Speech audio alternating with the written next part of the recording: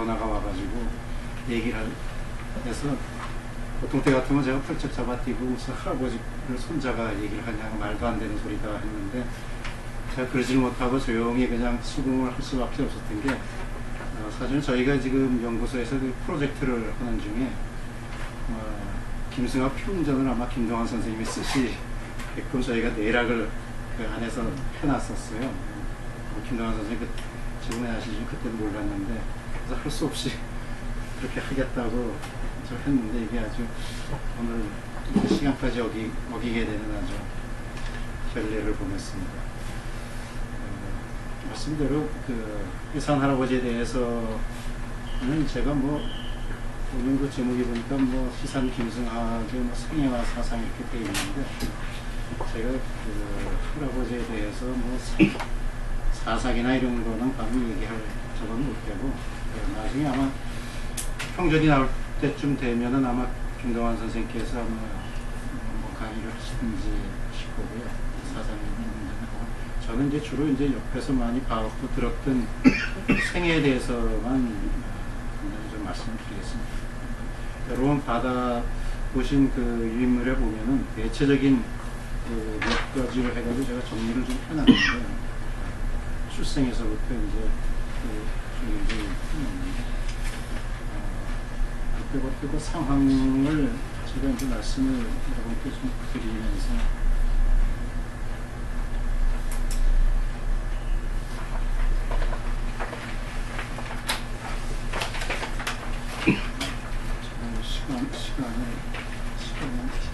시간이 지나가지고 언제까지 제가 하면 되겠습니까?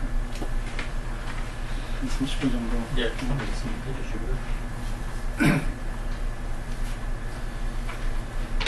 이제 집안의 얘기를 좀 할게요. 집안이 이제 조금 이제 그 평안도 저희는 평안도 사람들인데 그 희상일 선생님은 평안도 의주 분인데 그쪽에 뭐 옛날에 조선시대 다 그랬지만 저희도 이제 그쪽으로 유배를 갔다가 거기에서 그냥 머물러 살게 되면서 저희는 그 의주가 변방지대라서 저희가 대대로 무관을 많이 했어요.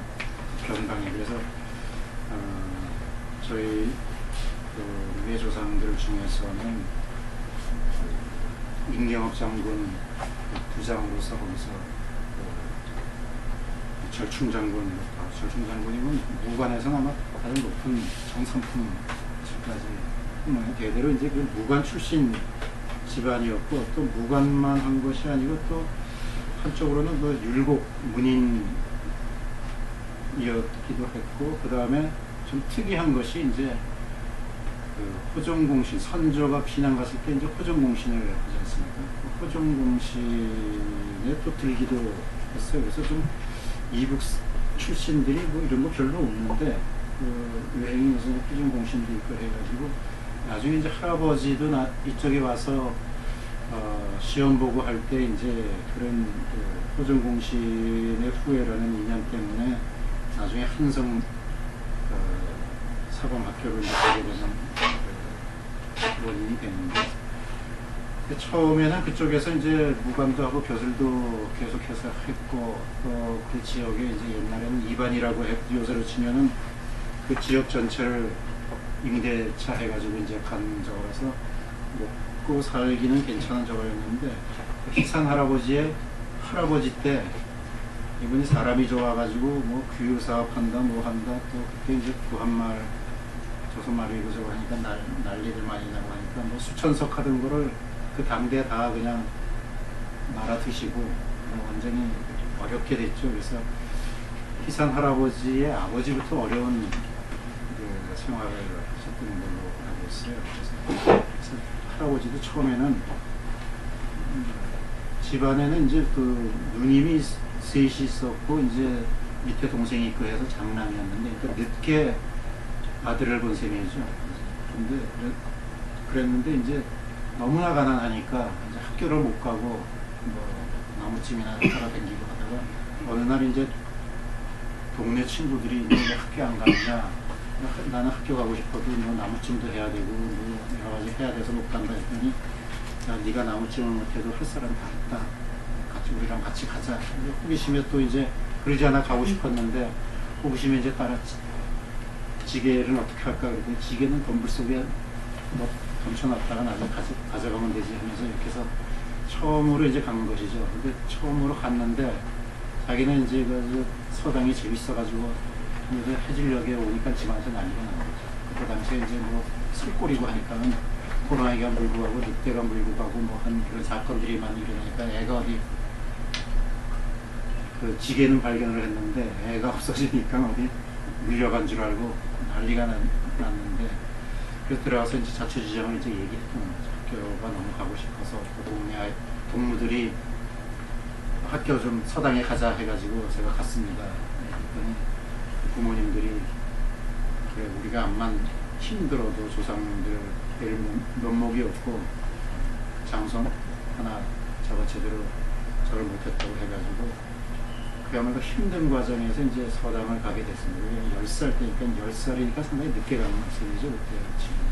그래서 이제 가서 한 18살까지 이제 그런 서당에서 제술 공부 중심을 하다가 19살 되면서 경의학을 공부했습니다. 경의학이라는 것은 뭐 저기 한 차원 높은 이제 유학이죠. 그때 당시에 그쪽에는 그 증국제라고 하는 그 경의학 그 이쪽으로 치면 소원 같은 그런 저거죠. 보통 조병준 선생이 주석을 하셨는데 그 조병준 선생은 그 평안도 일대 또 유학자 중에 대표적인 인물이 박문일, 박문호 형제가 대표적인 인물입니다. 그의 제자가 이제 그 조병준 선생이고 그 밑에 들어가서 배웠는데 그 진국제는 그 평안도 일대 한 학생들 한 700~800명이 항상 있을 정도로 아주 큰 그런 수업이었던 것입니다. 거기서 이제 경의학을 공부하다가 그 거의 이제 그 조병준 선생이 뭐 수제자 비슷하게 이제 공부를 하다가 여기서 이제 조금 이제 다른 길로 벗어나게 되는 게 동네운동 시작인데 그게 이제 뭐냐면 그 박문일 선생이 이제 제사를 지내는 와중에 이제 여러 선생들이 모여가지고 저 성남 지방에서는 위병이 일어나가지고 하는데 우리 서북의 이 유생들은 도대체 뭘 하는 거냐 이런 식의 이제 얘기를 하시는데 그 충격을 받아가지고 서북에서들은 나라를 위해서 나라가 이렇게 망해가는데 그래서 뭐 해야 되지 않겠냐 그럼 하려면 뭘 해야 되느냐 하려면은 국내에서 이제 더 이상 못하고 서간도 만주에 가서 해야 되겠다. 그럼 만주가 도대체 어떤 데고 어떻게 우리가 할 수 있냐. 소위 말하자면 그때 당시에 나이 20대니까는 연대로 치면 1890년대입니다. 1890년대 그것을 생각해가지고 서간도로 말하자면 요새로 치면 독립운동 기지를 한번 물색해보겠다고 해서 가게 되죠. 그래서 갔는데 그때 당시에 이제 마치 의화단 사건이 일어나가지고 저기 반전 통화 한인 이쪽으로 이제 가다가 왜냐면 거기 그때 나선국이라는 게 있었다고 뭐 전설 같은 저거지만 나선국이라는 게 이제 조선 사람들이 거기에서 조금 뭐 조그만 왕국 같은 뭐 왕국은 아니겠지만 그런 그 사람들이 가서 그 조선 사람들이 거기에서 이제 큰 세력을 가지고 있었다. 그 사람들 뭐 이름이 이제 나옵니다만 그 사람들한테 가가지고 나라가 이렇게 망했으니까 우리가 나라를 찾는데 좀 도와달라. 그래서 이제 거기를 가겠다. 이렇게 해서 갔다 결국은 위화단 사건 때문에 더 이상 그 성들의 출입이 통제가 돼가지고 그래서 이제 귀환을 갔죠. 그때 뭐 얘기 들어보니까는 한인현까지 들어가가지고 오인하산성님이 다 올라가서 보고 막 했다는 그런 이제 기록이 조사 중에 기록이었죠. 그렇게 이제 공부를 하다가 뭐 또 여러 가지 사건들이 일어납니다만은 그때 당시에 이제 그 한문 학사는 이제 써가지고 통과가 됐는데 한문 학사를 수여한다고 해서 시험을 보라고 해가지고 이제 경성에서 시험 본다고 해서 거기를 가는데 그것도 이제 사서전에 보면 재밌는 얘기가 여비가 없어가지고 경성 갈 여비가 없어가지고 고민을 하고 있었는데 어느 날 뒷산이 마두산이라고 큰 산인데 그 산에 올라갔다가 우연히 앉아가지고 그 친척되는 사람하고 얘기를 하고 있는데 우연히 뭐 와서 내려와서 보니까 그게 바로 산삼을 거기서 발견을 한 거죠. 산삼이 좋은 산삼은 아니고 다 벌레가 먹은 산삼인데 여하튼 간에 그거가 중심이 돼가지고 노자판을 마련해가지고 그 함은 박사 저희 시험을 보러 이제 경성으로 처음 이제 올라왔는데 그때 당시에 360명이 이제 몰려왔다는 거죠. 그 중에서 이제 뽑는 건데 그때 당시에 고정임금이 그 시험 그 함은 박사 시험 볼 때 그런 얘기를 했습니다. 의주에서 온 사람이 있으면은 요번에 함은 박사를 뽑아라. 그때는 뭐 왕이 그 과거나 이런 거가 상당히 문란했을 때니까 왕이 이제 그렇게 특명을 한 모양입니다. 의주 출신이 두 사람이 왔는데 하나는 희산 할아버지고 한 사람이 이제 그때 당시 60이 넘은 윤청룡이라고 하는 노인인데 이분은 뭐 집안에 돈은 많은데 나이 늙어가지고 무슨 그런 박사라도 하나 좀 명예직으로 얻으려고 돈을 이제 수레로 싣고서 이제 내려왔다는 거죠. 결국은 뭐 그때 당시에는 뭐 상황이 그러다 보니까 그때는 요새로 치면 교육부에서 학무부에서 이제 이 사람한테 돈을 받고서 해주고 할아버지를 떨어뜨렸다는 거죠. 그 할아버지가 그 주변 사람이 이제 자꾸 부추겨가지고 그 윤청룡이라는 사람은 첫날부터 기본적인 것도 못 외우고 저거 했는데 그걸 합격시키는 거는 되지 않는다. 당신 가서 항의하고 저거 하라. 그래서 가서 항의했더니 중간에서 난감한 거죠. 학부 사람들이. 그러니까 그때 그 학무국장이었던 장색이라는 사람이 자네는 아직 젊었고 하니까 이제 앞으로 시험 볼 기회도 있고 하니까 요번 거는 저 윤청룡 노인한테 양보하고 대신에 그 한성고등사범학교를 추천을 해줄 테니까 거기 가면은 나중에 그 시시한 그런 함은 박사 받는 것보다 낫다. 그래가지고 어차피 저쪽에 넘어간 게 또 다시 오기는 힘들고 하니까 그러냐 그래가지고 한성고등사범학교를 그래서 가게 됩니다. 그래서 희산 할아버지 그 생애 중에 참 특이한 게 그 전통 한학을 아주 정통적으로 배웠고요. 그 중국제에서까지 정통적으로 배웠고, 그 다음에 한성사범학교에서 신학문화를 했고, 그 다음에 1910년 망명하자마자 만주에 봉천 광무당이라는 데 갔어요. 제가 지금 4반 학교죠. 그러니까 신학문, 고학문, 거기다 무관 교육까지 받았던 인물이 아마 독립운동상에는 없는 그런 학업을 닦았던 그런 것을 이제 볼 수가 있는데 그동안에 사실 몇 번 저기 그 인생이 바뀔 뻔도 했었어요. 진남포 쪽에 객주상인의 집에서 이제 할아버지를 그 개인 가정교사로 이제 불러가지고 한문 좀 가르쳐가지고 학문이 좀 되면 같이 일본 유학 가라, 유학비까지 다 대주겠다. 그렇게 해가지고 뭐 그러자 하고서 이제 가서 애들 가르치는 도중에 갑자기 어머니가 이제 돌아가시는 바람에 가서 그냥 손 놓고 갔어요. 만일에 손 놓고 오지 않았으면은 아마 일본에 건너가가지고 신입사가 됐을지도 모르는 일인데 그게 바뀌어가지고 독립운동하는 쪽으로 이제 가고 그 다음에 이제 일찍부터 시작한 게 이제 1907년 정리조약부터 이제 그 반대 강연 하러 다니고 하다가 이제 평리원, 그때는 이제 국지도가 평리원에 고용이 됐고, 그러고서 이제 올라와서 이제 사범학교 나왔으니까 여기서 이제 말하는 신실학교 이제 교사를 하면서 보국 활동을 하는데, 이제 뭐 매번 그 항의를 그쪽으로 하니까 도대체 안 되겠다 싶어가지고 계속 일본 헌병들 경찰들이 와가지고 못 살게 되는 거죠. 결국 나중에 그 이등병론하고 순종이 소순할 때 거기 반대해가지고 일장기 기재 반대하고 뭐 이런 걸 하다가 문 밖에 나가서 계속 이제 뭐 들락거리면서 고통을 받게 되죠. 그러다 결국은 이제 1910년 나라가 망하면서 10월 달에 망명을 합니다. 그래서 일찍 망명한 셈이죠. 1910년에 10월 달에 망명했어요. 망명한 게 바로 이제 아까 말씀드린 강무당으로 가서 중국당에 가서 어차피 독립운동을 하고 무정 활동을 하려면은 내가 우선 사관학교를 나가야 되겠다. 그래서 강무당을 이제 가게 됩니다. 그 후에 이제 1910년부터 1919년까지는 그 만주 지역에서 독립운동이 뭐 활성화되지는 못했죠. 대개 이제 우리가 아는 대로 신무관학교 정도가 이제 활동을 하고 있었고, 그러다가 이제 1919년 그러니까 그 시기를 되게 이제 제만의병단이 이렇게 얘기하는데 1919년 3.1운동 이후에 본격적으로 이제 서간도에 독립운동 단체가 생깁니다. 대표적인 게 대한독립당하고 그 다음에 한족회가 되죠. 그래서 할아버지는 주로 이제 그 의병단 활동을 같이 했었기 때문에 대한독립단의 이제 활동을 하게 됩니다. 그러다가 이제 대한독립단의 지단을 설치하는 거예요. 국내에 들어와서 이제 지단을 설치하는데 거기에 이제 그때 당시에 이제 재무부장이었기 때문에 군잡을 마련하기 위해서 국내로 들어오기 위해서 이제 들어오다가 반전현에 이제 선생이 조병준 선생이 거기 와서 조병준 선생이 마침 그때 그 임시정부 평북 독판부 독판이었었어요. 그래서 우리 임시정부에서도 그 연통제 때문에 사람을 파견하려고 하는데 마침 잘 됐다. 같이 해서 가라 해가지고 할아버지가 대한독립당하고 그 평북 독판부 거기에 이제 군자금 모집 책으로 이제 내려오게 됩니다.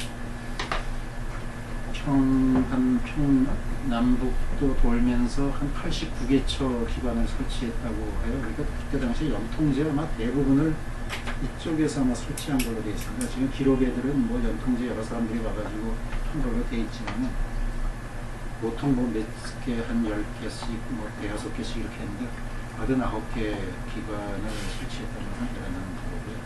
그 다음에 나중에 할아버지 기록이나 이런 데는 없는데 일제 기록을 보니까 이때 분자금 모집한 게 한 5만 원 정도 된다고 해요. 그 당시에 5만 원이면 요소에 치면 한 7, 80억 되는 엄청난 돈을 해가지고 결국 그게 나중에 이제 크게 쓰입니다. 첫째는 그걸 가지고서 상해에 가가지고 그 무기를 구입합니다. 비밀리에 구입을 하죠. 도산하고만 만나가지고 도산의 알선을 받아가지고 무기를 구입하는 거고 중국 상인한테 그걸 맡겼더니 철괴로 해가지고 철괴 4박스 큰 철괴로 4박스를 줘가지고 속에다가 총기하고 탄환 하면서 넣고서 이제 그거를 이제 운반을 직접 하기는 위험하니까 이제 그 중국 상인한테 서간도에 가면은 그 중국 그 토종 그 누에고치가 많으니까 그거를 많이 싸게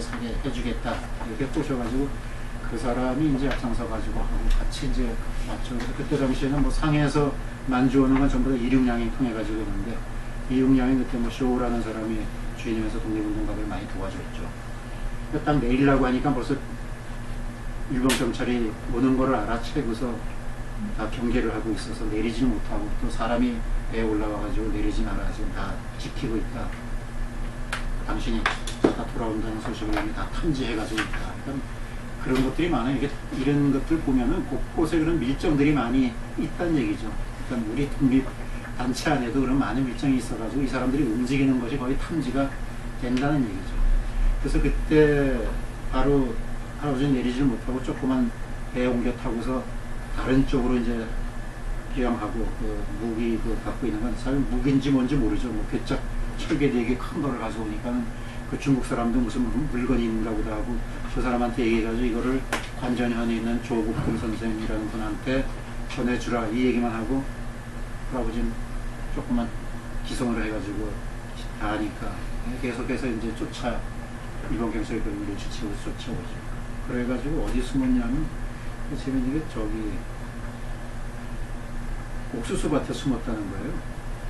그러니까 처음에 옥수수밭에 숨어가지고 3일을 숨어 있었는데 경찰이 포위했는데 그걸 못 잡았다 해가지고 이 말이 되는 소리냐 했는데 그 다음에 제가 중국에 가보니까 중국에 가서 옥수수밭은 한 차로 몇 시간이라도 계속 옥수수밭이더라고요.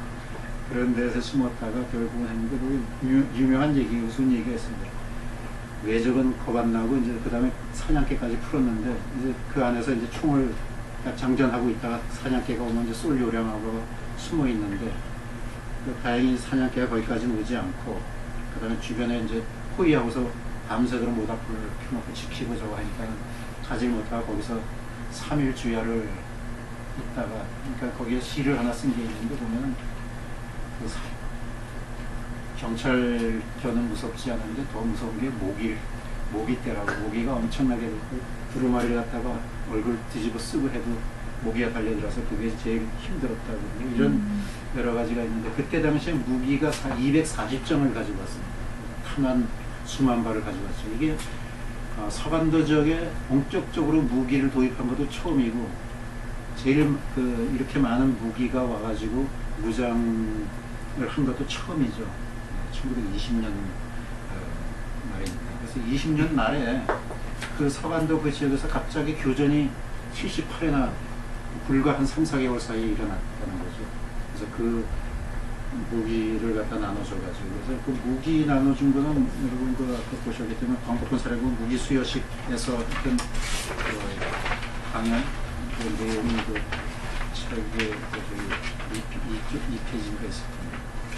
나중에 참고해 보시고 그 다음에 이제 이런 와중에 또 뭐가 일어나냐면 광복군 사령부라는 걸 그러니까 통합운동을 합니다. 뭐냐면 처음에 그 대한독립당, 그 다음에 한족회, 그 다음에 대한청년단 연합회 이 세 개가 서로 이제 자기 구역들을 이렇게 얘기를 하다 보니까 서로 이제 상충이 되죠. 군자금 모집하는 거라든지 그 다음에 자기 편으로 군대 모집하는 것이라든지 이게 서로 상충이 되니까 그래서 이래서는 안 되겠다 해가지고 하나로 통합하자 해가지고 아까 그 무기 구입하러 갈 때 저기 상해 임시정부 가서 만들어낸 것이 이제 광복군 사령부라는 것이죠. 광복군 사령부 조직해가지고 이제 아까 얘기한 대로 무기를 다 이제 나눠줘가지고 본격적으로 무장 투쟁을 하는 와중에 일어나는 것이 이제 소위 경신참변입니다. 경신참변이 1920년 10월 달에 경신참변인데 그 전에 7월, 서간도는 5월부터 그 일본군 군대가 군경이 들어옵니다. 그래서 토벌 하러 이제 들어오는데 그때 당시 결국 토벌을 못하고 나중에 어디니까 청살리 전투에서 일본군이 패하고 나가지고 그 화풀이한 것이 이제 경신참변이 되는 거죠. 자, 그렇게 되니까요.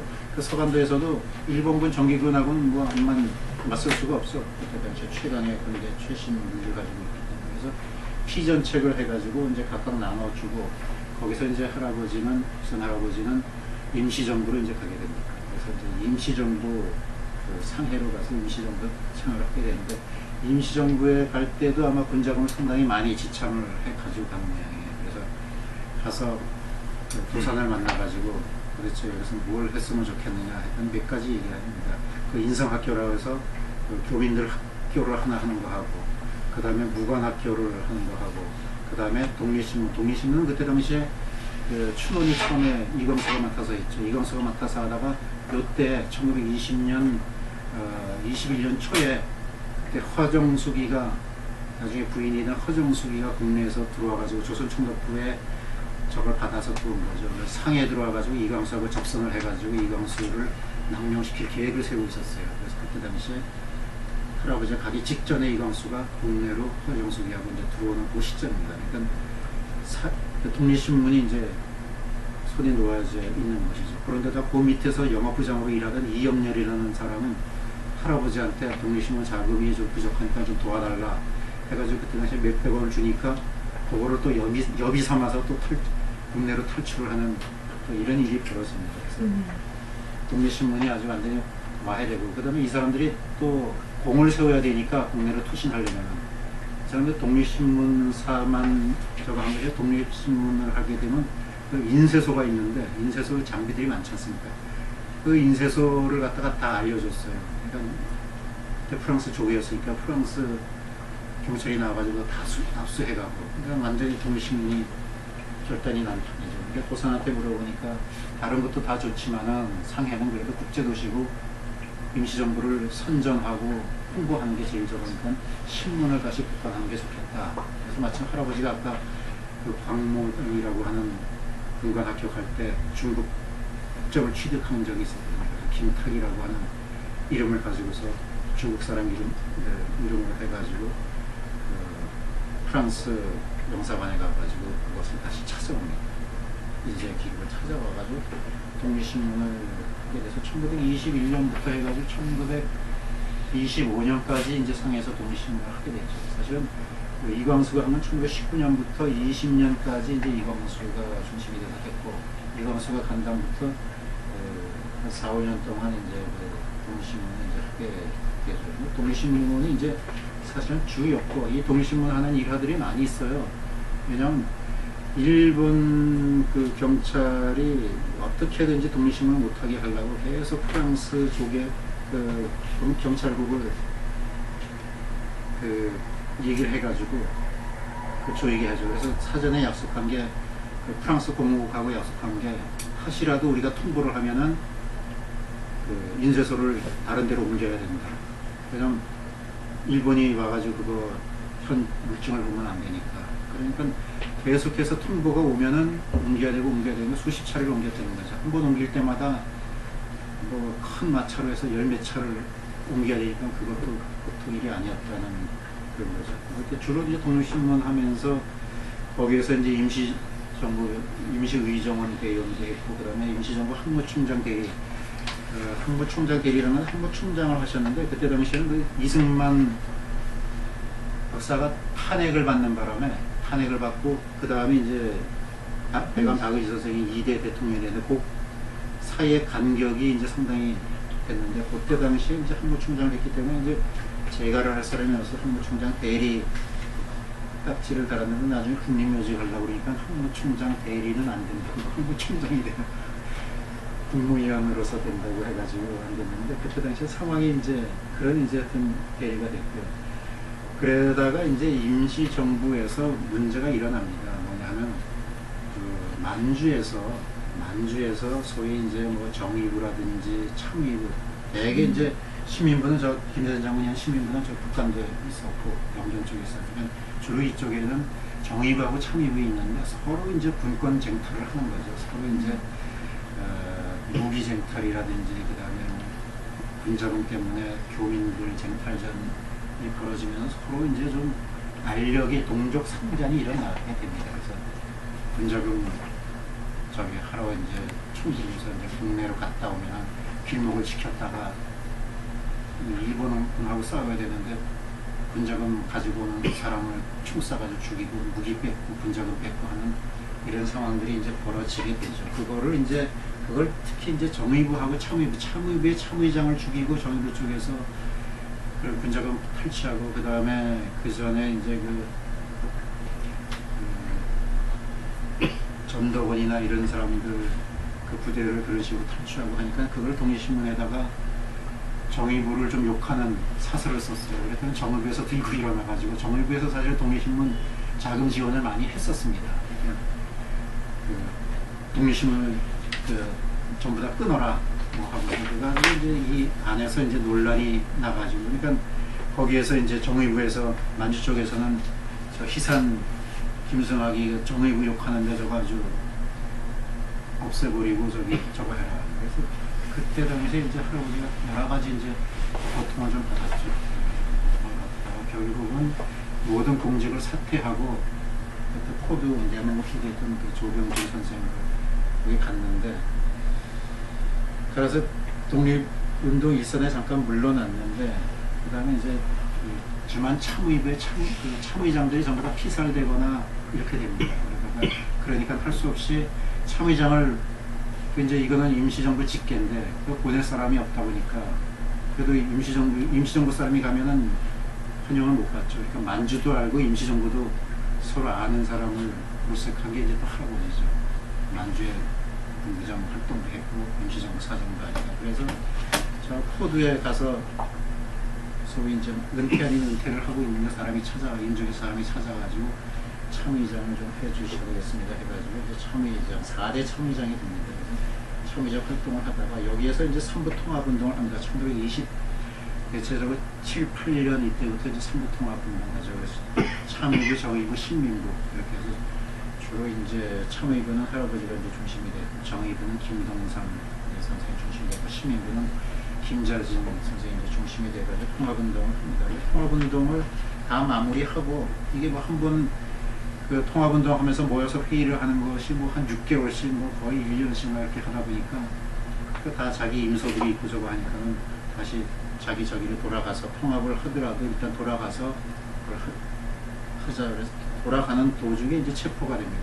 이 사람들이 미리 통합운동 그 회의를 하는 걸 알고 이 사람들이 그 자리에 습격을 못하니까 그 사람들이 이제 끝나고서 돌아가는 비로의 길목을 차단하고 있다 거기서 이제 체포를 그래가지고 할아버지가 그래서 체포돼가지고 이제 처음에 신의주 감옥으로 왔다가 그 다음에 이제 평양 감옥에서 이제 한 5년 6개월 정도 이제 감옥 생활을 하게 됩니다.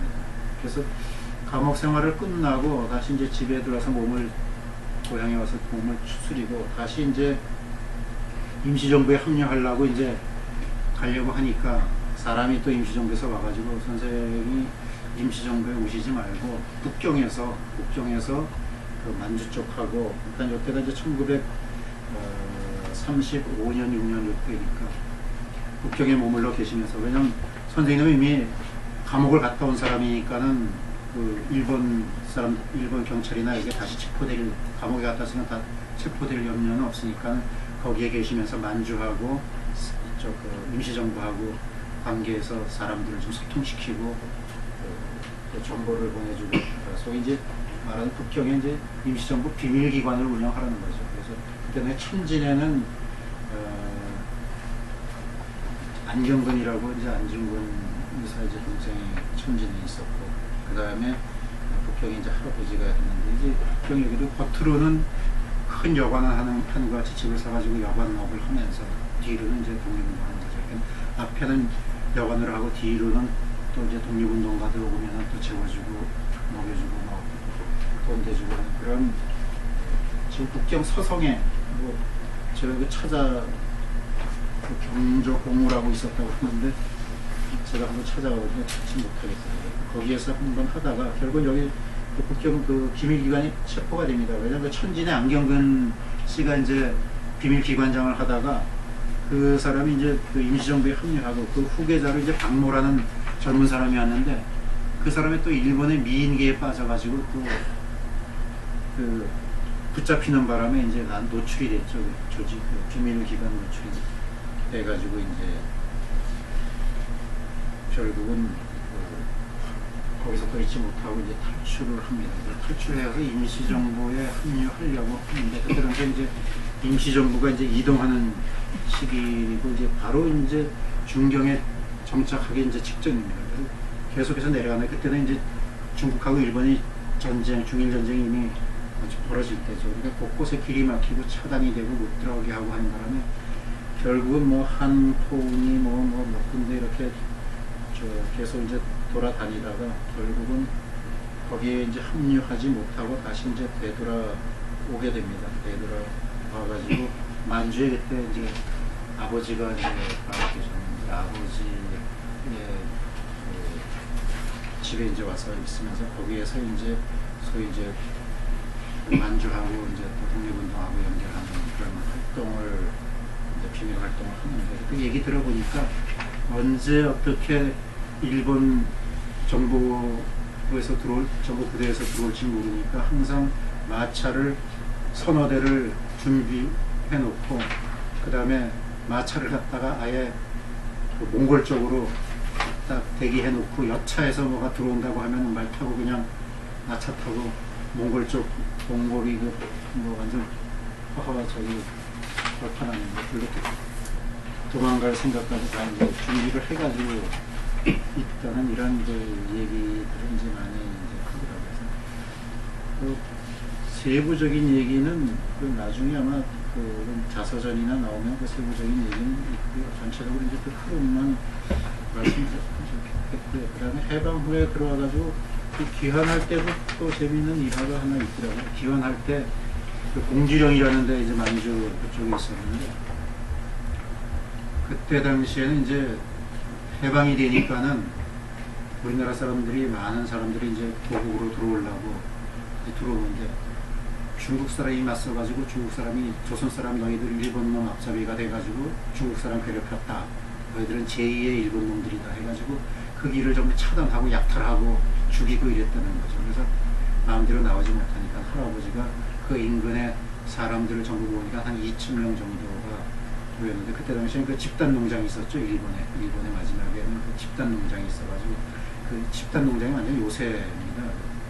완전히 그 밤으로 둘러싸고 무기까지 쏠 수 있도록 이렇게 다 하는 그런 데인데 그 안에서 2,000명이 있다가 보니까 며칠 있다 보니까 뭐 그 안에 있었던 음식이 다 동나고 근데 밖에서는 중국 사람들이 총 들고서 딱 지키고 길목을 지키고 있고 그러니까 나가지도 못하고 들어가지도 못하고 이런 상황에서 할아버지가 그날은 사람 불러가지고 뭐 옛날에 이제 다 군관학교나 출신들이니까 무기를 만들 줄 아니까 폭탄을 만들어가지고 폭탄을 터트린 걸 몇 방을 시험을 하니까 중국 사람들이 놀래가지고 저기 무기도 있고 저거 섣불리 덤비지 못하겠다. 그리고 사람을 보내가지고 우리가 뭘 또 거꾸로 도와주면 되겠느냐. 그래서 음식을 달라 했더니 그런 적이죠.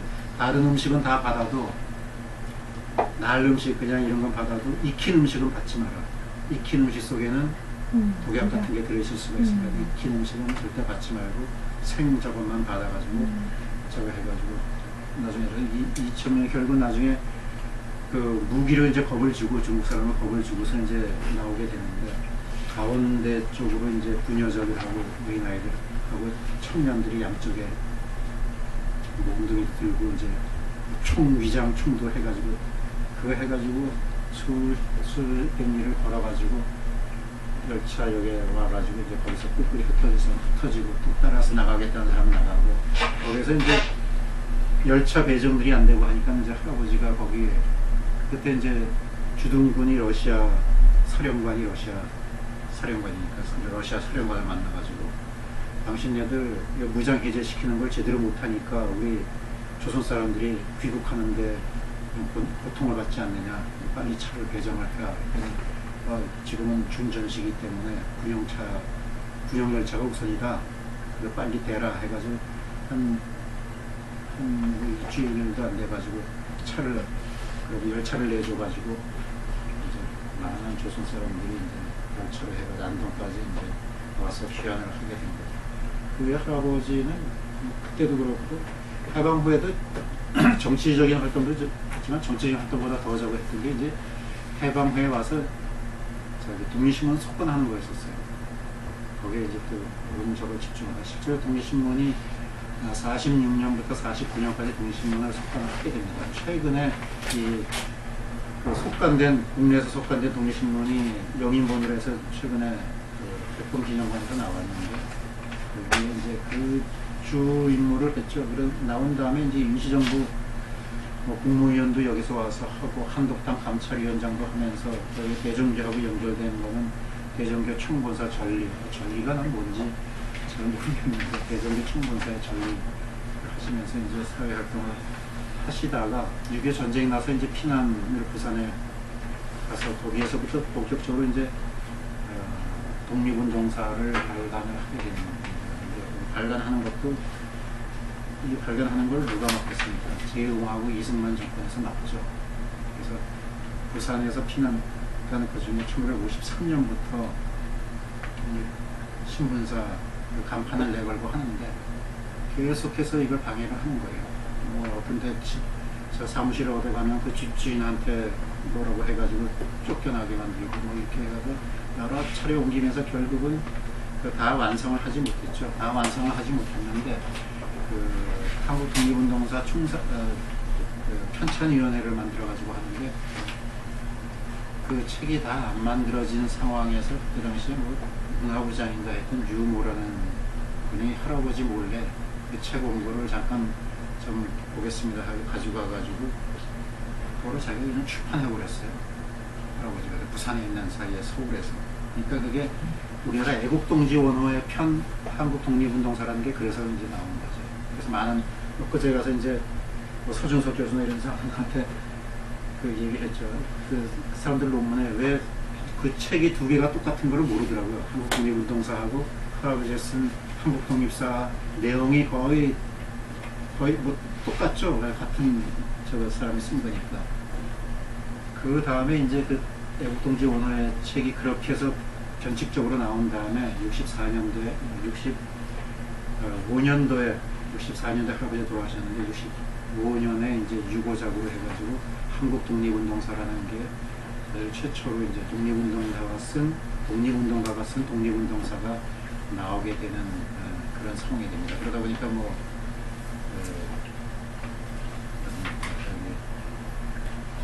애국동지 원호의 편하고 똑같은 내용이 될 수밖에 없는 상황이 되죠. 그래서 한국 독립 운동사 이거 하나만 보더라도 참 대단한 게 이것을 왜 저기 했냐. 그 자서전에 아까 여기 나눠준 유인물에도 그 얘기 잠깐 제가 시켜놨습니다만 그 자서전에 보면은 그런 얘기가 있죠. 독립신문을 주관할 때 박은식 선생하고 박은식 선생이 그때 한국통사라는 거하고 한국독립지 혈사를 했죠. 거기에 이제 같이 도와드리면서 나중에는 나라를 찾으면 한국독립사라는 걸 쓰자. 백암 선생하고 이제 서로 언약을 맺은 그 약속을 지키기 위해서 그동안 전부 다 독립신문사 할 때부터 독립운동 자료를 모으고 그 다음에 감옥에 아까 얘기한 감옥에 붙들려 갔을 때도 제일 취조 크게 하는 게 너 그 자료 모은다고 했는데 그 자료 출처 어디에 입력했는지 그거 대라. 그래가지고 팔다리 부러지는 그 고난을 겪었죠. 그래서 결국은 나중에 이게 실적인 거는 65년도에 돼서야 백암 선생하고의 약속이 지켜지고 그래서 마지막에 이제 그 자서제 그 책이 나오기 전에 그 1년 전에 그 유고에 이제 그렇게 쓰셨는데 거기에 박은식 선생의 하고 약속한 것을 지킬 수 있게 인재서야 됐다. 이렇게 이제 된 거죠. 백암 박은식 선생하고 또 할아버지하고 합통의 인연이 있어요. 아까 얘기한 그 박문일, 박문호의 직제자가 이제 백암 박은식 선생이거든요. 그러니까 할아버지는 재전 제자가 되니까 박은식 선생하고는 협통적으로 스승과 제자의 관계가 됩니다. 실제로 나이도 그렇게 되고 그 정도 이제 차이가 나고 그래서 백암 선생하고는 상당히 그런 인연이 있어가지고 그것이 이제 이어져가지고 통사, 지혈사, 그다음에 한국 독립운동사라는 것이 그렇게 이제 내려왔던 것을 볼 수가 있습니다. 그래서 할아버지가 비교적 84살에 64년도에 돌아가셨는데 비교적 그 독립운동 지도자층 중에서는 비교적 오래까지 살았던 분이죠. 그때 당시 할아버지하고 같이 원로들이 세 분이 있었는데 할아버지하고 심산 김창수 선생하고 이강 선생하고 그 세 분이 그때 당시에 80이 넘은 그 원로들이었죠. 또 지도자급이었던 인물들이에요. 그래서 그분들이 이제 나중에 할아버지가 나중에 이제 1962년에 우리나라 처음으로 포상을 하지 않습니까? 그 자유당 때는 독립운동자 포상을 한 번도 안 했어요. 그 49년에 이승만 씨가 자기가 건국 공로 훈장을 하나 받으려고 해가지고 자기 혼자 받기 미안하니까 그 대통령이었던 이시영을 등록하고 이시영하고 딱 두 사람이 건국 공로 훈장을 받고선 그 다음에 없습니다.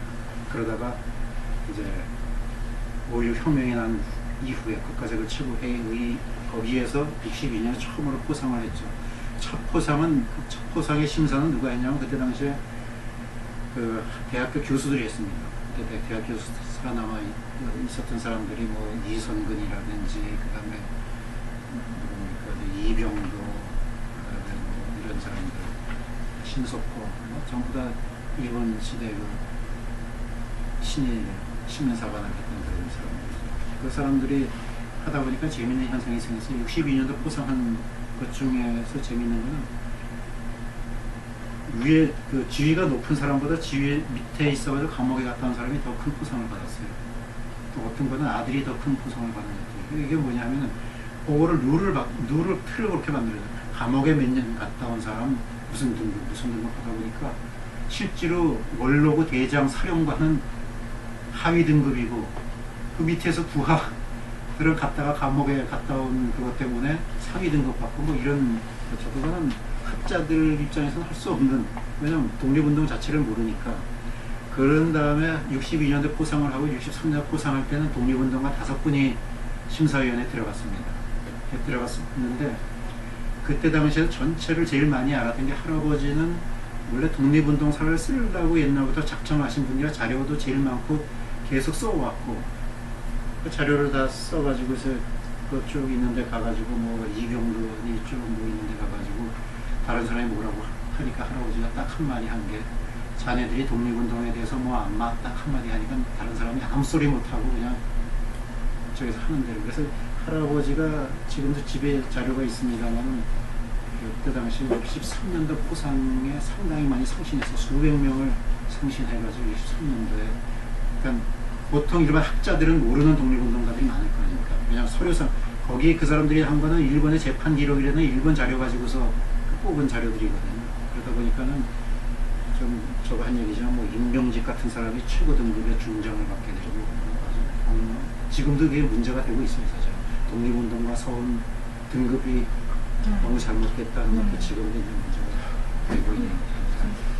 그런 와중에 이제 할아버지 때 할아버지가 비교적 이제 원로로서 있었기 때문에 제가 이제 할아버지 덕이라기보다 제가 했던 것은 제가 그때 당시에 생전에 계셔서 할아버지를 안 찾아온 독립운동가가 사실 없었어요. 거기 이제 저희 집에 찾아오시고 세배 설 때나 뭐 추석 때나 많이 찾아오시고 했는데 그때마다 이제 제가 이제 장수니까 꼭 나와서 인사드려라.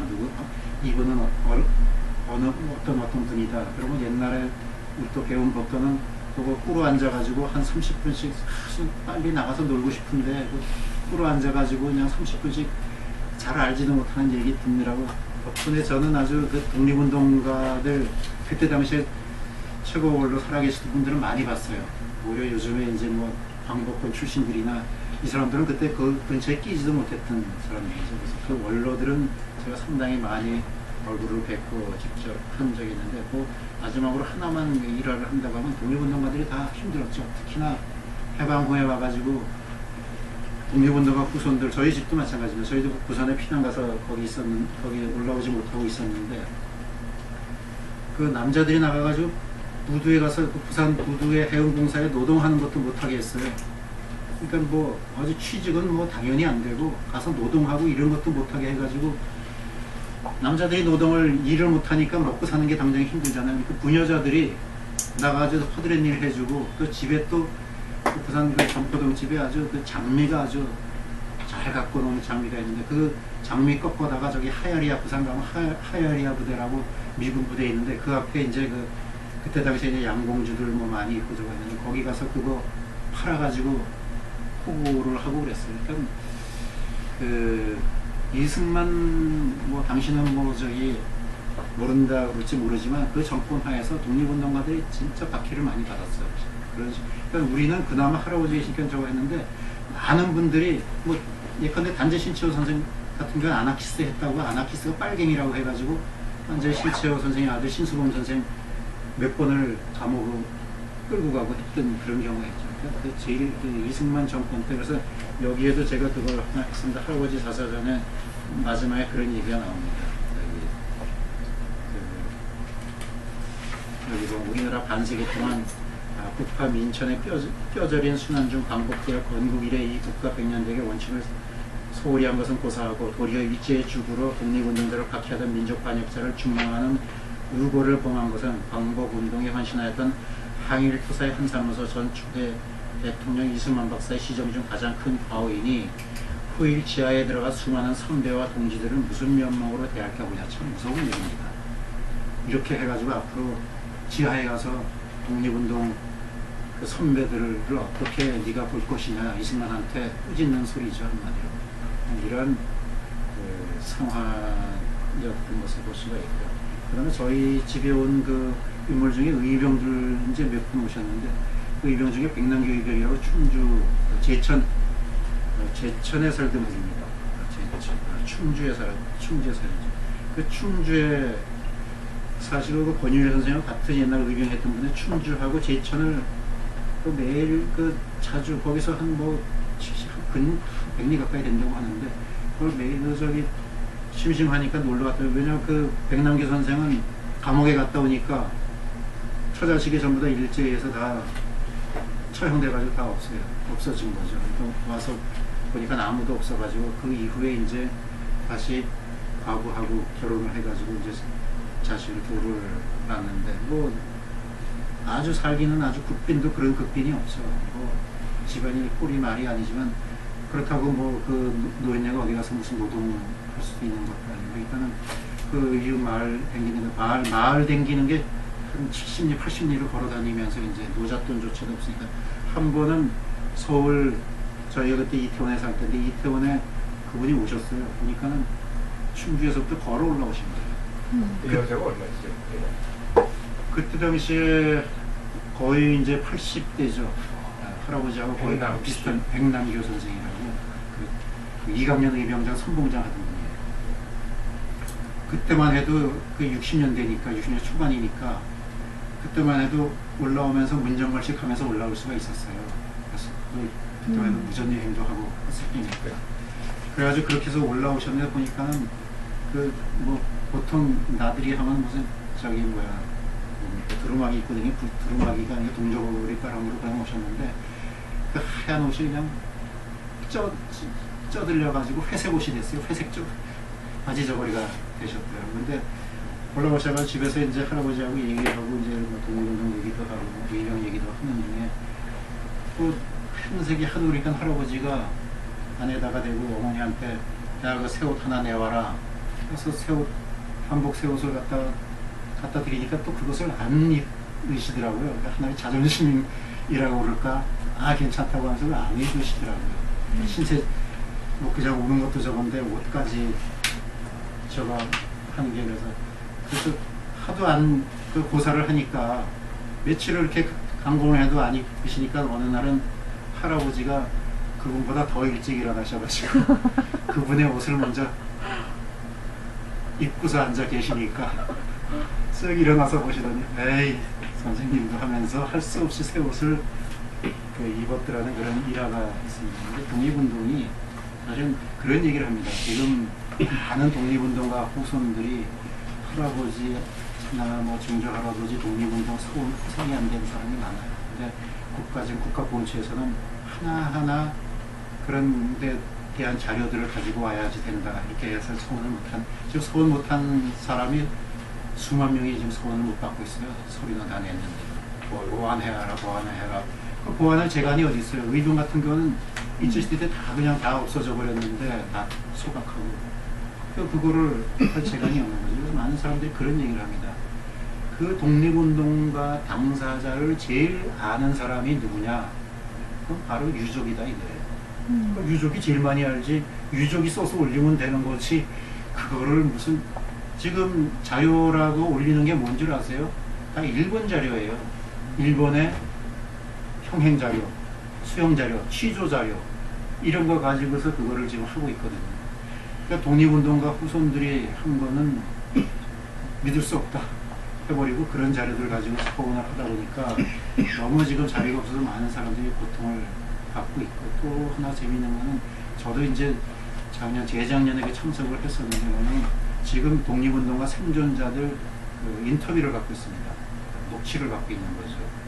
그런데 제가 이제 가서 세 군데를 가서 했는데 세 군데가 다 44년, 45년 독립운동 조금 한 2, 3개월 적게는 2, 3개월, 많게는 한 6개월 정도 독립운동을 했는데 이분들 가서 인터뷰를 하다 보니까 자기 윗선이 누군지도 몰라요. 자기는 그냥 뭐 선이 내려가서 하다가 뭐 어물어물하다 잡혀가지고 한 3개월씩 6개월씩 감옥에 간 거 외에는 자기가 무슨 일을 한 거조차도 제대로 못하는데 그분들은 생존지서라고 해가지고 그 녹취를 남기려고 하고 있고 그보다 더 사실 급한 거는 진짜 독립운동 한 사람들의 유족들 중에서 이런 내용을 아는 분들이 많거든요. 그분들은 2차 사료라고 해가지고 아주 남겨놓지도 않아가지고 사실 제가 그 작년부터 금년 초부터 지금 하는 게 독립운동가 후손들 쫓아다니면서 녹취 지금 남기고 있는 거거든요. 왜냐면 이제 그것도 못 해놓으면은 그렇죠. 나중에는 어디 가서 귀동냥이라도 들을 수가 없어요.